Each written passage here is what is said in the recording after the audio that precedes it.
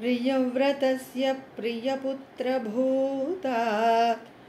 आग्नेद्रराजादुदितो हि नाभि त्वां दृष्टवानिष्टदमिष्टिमध्ये तवैव तुष्ट्यै कृतयज्ञकर्मा अभिष्टुतस्तत्र मुनीश्वरैस्त्वं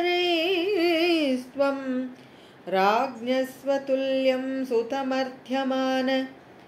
स्वयं जनिष्येऽहमिति ब्रुवाण तिरोदधा बर्हिषि विश्वमूर्ते नाभिप्रियायामथ मेरुदेव्या त्वमंशतो भूर्ऋषभाभिधान अलोकसामान्यगुणप्रभावप्रभाविताशेषजनप्रमोदः त्वयि त्रिलोकीभृतिराजभारं निधाय नाभि सखमेरुदेव्या तपोवनं प्राप्य भवन्निषेवी गतः किलानन्दपदं पदं ते इन्द्रस्त्वदुत्कर्षकृतादमर्षाद्ववर्षनास्मिन्नजनाभवर्षे यदा तदा त्वं निजयोगशक्त्या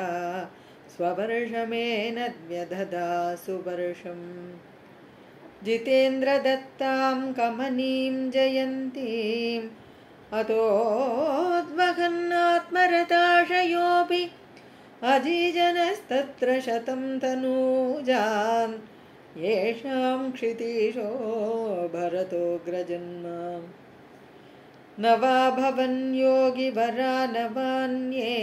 त्वपालयन् भारतवर्षखण्डान् सैकात्वशीतिस्तव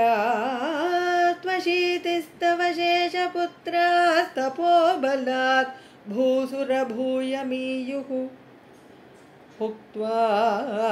सुतेभ्योऽथ मुनीन्द्रमध्ये विरक्तिभक्त्यन्वितमुक्तिमार्गं स्वयं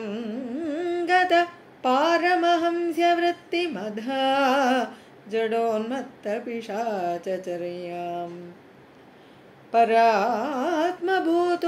परोपदेशं कुर्वन् भवान् सर्वनिरस्यमान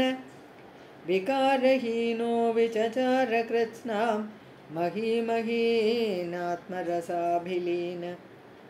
शयोव्रतं गोमृगकाकचर्यां चिरञ्चरन्नाप्य परं स्वरूपं दवाहृताङ्गकुटकाचले त्वं तापान् ममापाकुरु वातनाथ।